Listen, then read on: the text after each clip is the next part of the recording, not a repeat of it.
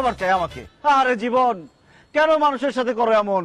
আচ্ছা বড় মিয়া, তাহলে এটা সমাধানটা কি? সমাধান হইতেছে তোমাকে ছ্যাঁকা খাইতে হবে। আমাকে ছ্যাঁকা খাইতে হবে মানে? মানে তুমি যেহেতু আমাকে পছন্দ করো, সো তোমাকে ছ্যাঁকাটা খাইতে হবে। আর তোমার বড় ভাইয়ের সাথে আমার বিয়ের ঘটনাটা ঘটাই দিতে হবে, তাইলে এই সমস্যার সুন্দর একটা সমাধান হয়ে যাবে। কিভাবে?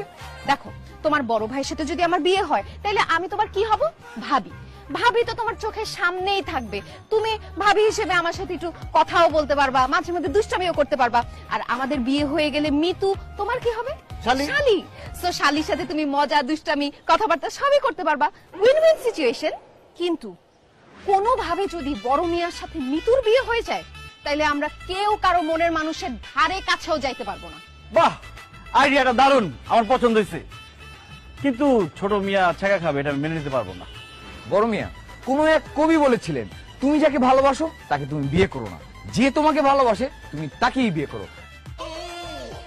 যেহেতু সে তো আপনাকে ভালোবাসে, তার মানে সে আপনাকে ভালো রাখবে, সুখেও রাখবে। আপনার এই সুখের জন্য আর ভালো থাকার জন্য আমি ছ্যাঁকাটা মেনে নিলাম, সেতুর সাথে আপনার বিয়ে হবে। কিন্তু